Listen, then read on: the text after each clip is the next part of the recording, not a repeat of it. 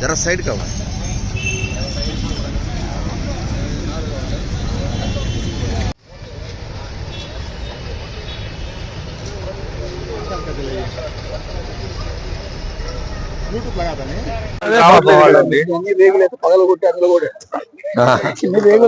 వాళ్ళు రావట్లేదు కదా ప్రైవేట్ సైడ్ ప్రైవేట్ కాదు ఇది మిలాట్ వాళ్ళది ఇది కూడా అదే అదే ప్రైవేట్ అంటే అదే నేను అలానే నర్సరావుపేట మున్సిపాలిటీ ఈ రోజు చాలా అధ్వానంగా ఘోరంగా తయారైంది. మున్సిపల్ కమిషనర్ పంపించేశారు. ఇంతవరకు కొత్త కమిషనర్ ని ఎవరిని అపాయింట్ చేయలేదు. కమిషనర్ ఉన్నా రోడ్డు మీదకి ఎప్పుడూ రాలేదు. పాత కమిషనర్ 2 సంవత్సరాల కాలంలో ఏం జరుగుతుంది వార్డుల్లో అనేది ఎప్పుడు చూడాల. శానిటేషన్ ఇన్స్పెక్టర్లు ఎవరో తెలియదు. శానిటేషన్ సెక్రటరీలు ఉన్నారు సచివాలయానికి. గతంలో శానిటేషన్ సెక్రటరీ రోజు ఉదయం వచ్చి ఈ శానిటేషన్ గురించి మొత్తం కూడా క్లీన్ చేయించేవాళ్ళు దగ్గరుండి. ఈరోజు శానిటేషన్ సెక్రటరీలు పనిచేయట్లేదు, ఎక్కడా కూడా కనపట్లేదు. సచివాలయం సిబ్బంది కనపట్లేదు. ఈరోజు ఇంత దారుణంగా శానిటేషన్ ఉందంటే దానికి కారణం నర్సరావుపేట మున్సిపాలిటీలో ఈరోజు ఎవ్వరూ కూడా పనిచేస్తున్న పాపాన్ని పోలేదు.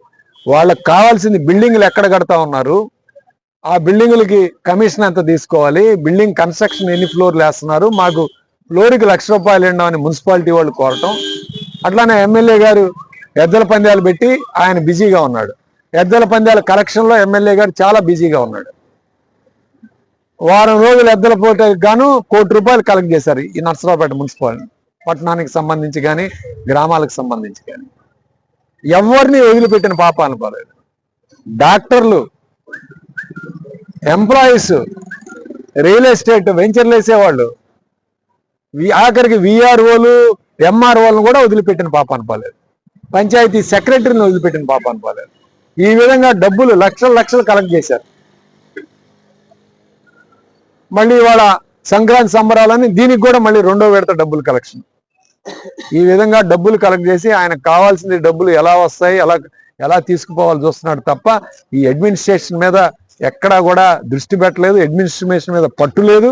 ఆయన చెప్పినా అధికారులు వినే పరిస్థితిలో లేరు.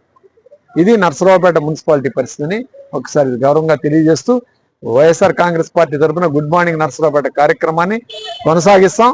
ఖచ్చితంగా ప్రజల యొక్క సమస్యల్ని ఈ యొక్క అధికారుల దృష్టికి తీసుకువెళ్లి సమస్యలను పరిష్కారం చేయడంలో వైఎస్ఆర్ కాంగ్రెస్ పార్టీ ముందుంటుందని గర్వంగా తెలియజేస్తూ సెలవు తీసుకుంటాం.